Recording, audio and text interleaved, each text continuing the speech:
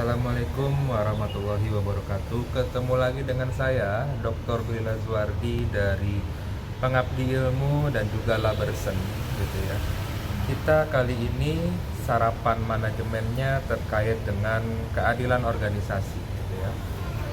Bahwa keadilan itu adalah mutlak, gitu ya. Kalau kita ingin dapat menerapkan kebijakan-kebijakan yang bisa diimplementasikan dengan optimal oleh semua kalangan yang merupakan bagian dari organisasi, gitu ya. Ketika kita sebagai pimpinan itu tidak dapat, gitu ya, mempertahankan nilai-nilai, tidak dapat membuat kebijakan yang berkeadilan, gitu ya, terutama dalam mengelola kepegawaiannya, gitu ya, terkait dengan punishment dan juga reward, gitu ya.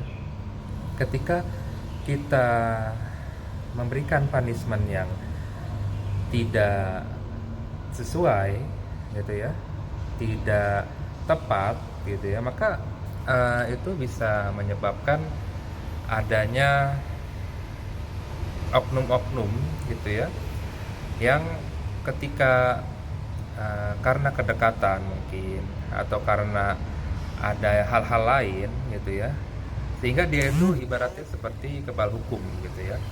Contoh sederhananya begini, misalnya pegawai A dan B itu telat, gitu ya, tapi yang dihukum, yang diberikan sanksi itu hanya pegawai B aja, gitu ya, sedangkan pegawai A-nya itu tidak, gitu ya. Padahal mereka sama-sama telat nih, gitu. Jadi kita jangan seperti itu, gitu ya. Sebagai pimpinan yang bijak, kita tuh harus adil, gitu ya. Jadi dalam memberikan punishment ya A dan B, gitu. Walaupun A ini adalah dekat dengan kita, gitu ya. Jadi supaya nantinya pegawai-pegawai yang lain itu ada trust, gitu ya, ada percaya kepada pihak manajemen, pihak kita sebagai pimpinan untuk ya semuanya itu mendapatkan keadilan, gitu ya. Begitu pula dengan reward nih, gitu. Reward itu harus didasarkan atas kinerjanya, didasarkan atas bagaimana dari pegawainya itu dalam mengembangkan dirinya, gitu ya, dalam komitmennya dalam melaksanakan pekerjaan, gitu ya. Jadi jelas, gitu, bukan karena dia itu teman kita, gitu ya, sering nongkrong sama kita misalnya, lalu karena hal itu aja, gitu, diberikan reward atau yang berbeda, gitu ya, dibandingkan dengan pegawai lainnya, gitu ya. Jadi dengan demikian kita itu berlomba dalam memberikan kinerja, bukan dari bagaimana kita di luar dari hal-hal yang tidak profesional lah, gitu ya. Jadi organisasi kita itu dapat berjalan dengan baik, gitu ya, bisa optimal. Karena apa? Karena kita menerapkan keadilan di dalam kita mengelola organisasi kita, gitu ya.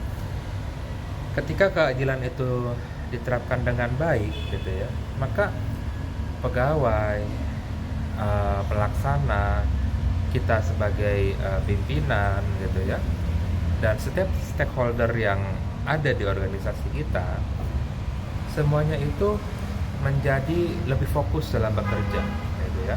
Mereka nggak ada lagi nih persepsi yang negatif, terus juga nggak ada hal-hal yang dapat menurunkan motivasi mereka, gitu ya, karena semuanya itu sistemnya sudah baik, gitu.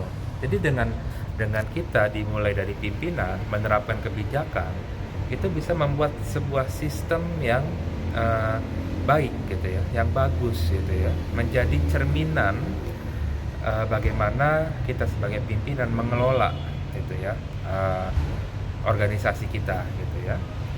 Jadi kita pun sebagai pimpinan pun juga harus menerapkan, gitu ya, kebijakan yang kita buat. Misalnya ketika kita membuat kebijakan untuk memberikan punishment terkait dengan kedisiplinan. Nah, kita tuh juga sebagai pimpinan harus disiplin gitu. Dimulai dari di kita dulu gitu ya. Ketika kita memberikan punishment kepada yang mungkin gitu ya tidak disiplin, tapi kita juga telat nih misalnya. Jadi tidak ada kesamaan antara kebijakan yang kita buat dengan apa yang kita lakukan gitu ya. Jadi seperti itu. Jadi di mana tujuan dari kita menerapkan keadilan supaya kualitas, kembali lagi kualitas organisasi kita itu dapat terjaga gitu ya. Bukan tujuan-tujuan dari pribadi pimpinannya gitu ya. Misalnya kita itu menerapkan keadilan gitu ya, menerapkan kebijakan untuk mendisiplinkan misalnya, tapi ternyata tujuannya adalah untuk kepentingan pribadinya gitu ya, agar bisa menghukum dan juga memutus gitu ya terkait dengan hubungan industrial pegawai tersebut, sehingga bisa memasukkan misalnya koleganya gitu ya ke dalam organisasi misalnya seperti itu. Jadi kembali lagi kita harus benar-benar meritokrasi lah gitu ya, dimana semuanya itu berdasarkan objektivitas gitu ya, ada dasarnya gitu ya, berdasarkan misalnya kompetensi gitu ya, berdasarkan karakteristik gitu ya, sehingga nantinya pegawai-pegawai pun juga bisa berkembang gitu ya. Oh iya, memang terkait dengan A, B, C gitu ya, itu semua berdasarkan untuk kepentingan atau kebaikan kita bersama nih gitu, sehingga kita bisa bekerja lebih disiplin, kita bisa bekerja dengan lebih baik, kita bisa bekerja dengan optimal gitu ya, untuk mensukseskan tujuan organisasi, tidak hanya jangka pendek tapi juga untuk kesuksesan organisasi di jangka panjang gitu ya. Jadi seperti itu. Karena memang untuk dapat kita berproses gitu ya, itu butuh sekali nih terkait dengan kualitas gitu ya yang ada di organisasi kita gitu ya, terutama keadilan itu sendiri gitu ya.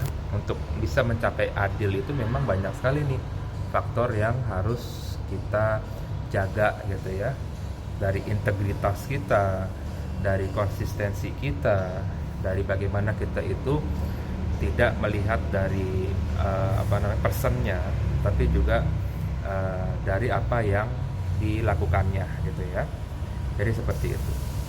Jadi dengan kita bisa mempertahankan, bisa menerapkan keadilan organisasi di tempat kita bekerja gitu ya, maka organisasi itu bisa bertahan nih dalam eksistensinya gitu ya di pasar dan persaingan yang ada gitu ya. Jadi mereka juga bisa memilih dan memilah mana yang baik, mana yang buruk, mana yang melanggar, mana yang sesuai dengan aturan misal. Jadi seperti itu. Jadi dimana keteraturan itu tercipta ya karena mereka itu semua sudah memiliki SOP ya, sudah mempunyai standar-standar yang ditetapkan seperti itu. Jadi sangat penting ya kita untuk dapat memastikan bahwa keadilan di organisasi kita itu benar-benar diimplementasikan dengan baik gitu ya. Oke, mungkin untuk sesi kali ini dalam sarapan manajemen saya cukupkan gitu ya. Baik, salam sukses. Wassalamualaikum warahmatullahi wabarakatuh.